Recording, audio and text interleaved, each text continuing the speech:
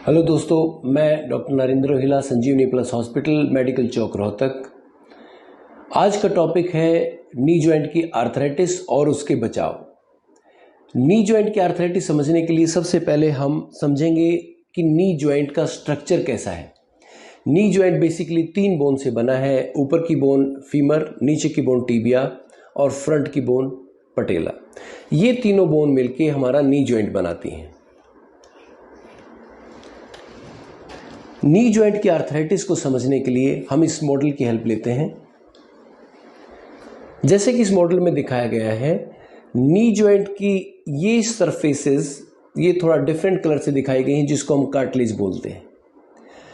Femur और tibia जब glide करती हैं तो अपोजिट सरफेसेस की कवरिंग कार्टिलेज की कवरिंग है। यंग एज में ये काफ़ी शाइनी स्ट्रक्चर रहता है, थिक स्ट्रक्चर रहता है, और जब ये ग्लाइड करता है तो किसी को महसूस भी नहीं होता, किसी तरह की आवाज़ महसूस नहीं होती और हम आराम से घूमते हैं। लेकिन जैसे जैसे ये डैमेज होता है तो स्टेज 1, स्टेज 2, स्टेज 3 इसके डैमेज की आगे स्टेजेस हैं, जिसको हम early arthritis, moderate arthritis and advance arthritis बोलते हैं। तो बेसिकली आर्थराइटिस में एक तो कार्टिलेज का डैमेज होना और एक साइनोवियल फ्लूइड होता है हमारे जॉइंट में, काफ़ी चिकना सा फ्लूइड होता है, जिसके कारण ये सरफेसेस आराम से ग्लाइड करती हैं और एक दूसरे पे फ्रिक्शन कम से कम रहता है। तो ये 2 चीज़ों की प्रॉब्लम के कारण हमें नी जॉइंट की आर्थराइटिस होती है। बहुत सारे पेशेंट हमारे पास आते हैं कि हम अपने घुटने को बचाएं कैसे, यानी हमें रिप्लेसमेंट की ज़रूरत ना पड़े। तो मैं आज आपको 6 ऐसे उपाय बताऊंगा जिससे आपके घुटने लंबे चलेंगे और आपको रिप्लेसमेंट की ज़रूरत शायद नहीं पड़ेगी। जिसमें सबसे पहले है कुछ प्रिकॉशंस में आपको उगड़ू कम से कम बैठना चाहिए, यानी स्क्वाटिंग कम से कम करनी चाहिए। क्रॉस लेग आपको कम से कम बैठना चाहिए, यानी पालथी आपको कम से कम लगानी है। सीढ़ियाँ आपको कम से कम चढ़नी चाहिए, यानी जहाँ लिफ्ट है आप लिफ्ट का यूज़ करें। इंग्लिश टॉयलेट ज़्यादा से ज़्यादा यूज़ करें, इंडियन टॉयलेट कम से कम यूज़ करें और अपना वेट कम रखें।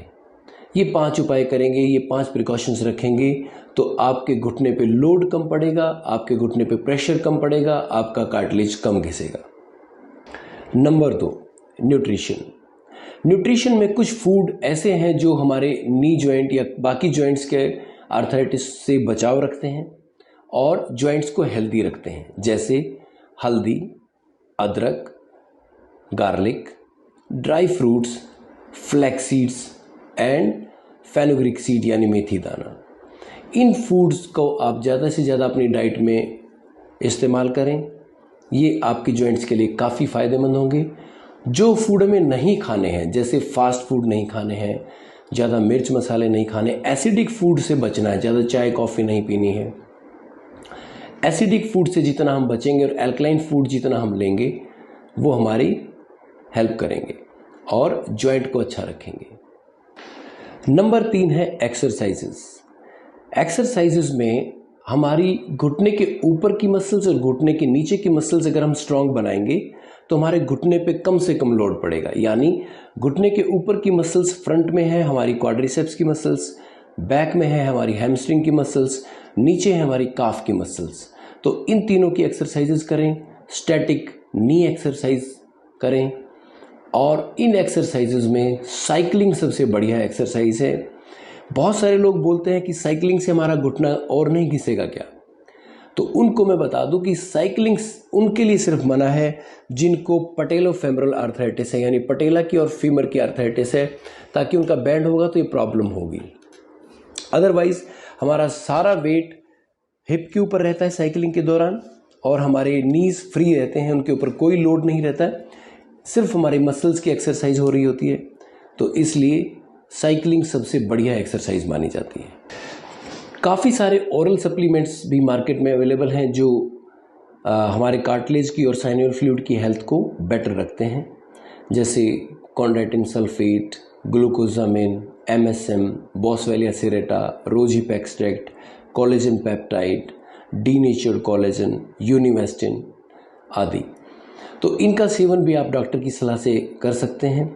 डॉक्टर आपको प्रिस्क्राइब करेंगे, आप ये सप्लीमेंट्स ले सकते हैं, ये आपकी कार्टिलेज की हेल्थ को अच्छा रखेंगे।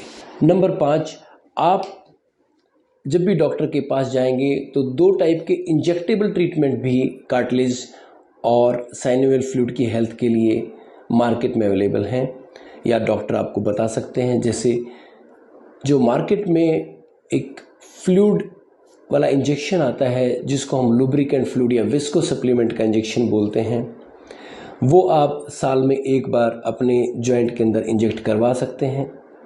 वो आपका लुब्रिकेंट्स का काम करेगा और जितना लुब्रिकेशन ज़्यादा रहेगा आपके जॉइंट में आपका कार्टिलेज कम घिसेगा। दूसरी चीज़ है पीआरपी का ट्रीटमेंट। पीआरपी क्या होता है? प्लेटलेट रिच प्लाज्मा, जिसमें हम पेशेंट का ब्लड लेते हैं, उसमें से पीआरपी अलग करते हैं और जॉइंट में इंजेक्ट करते हैं।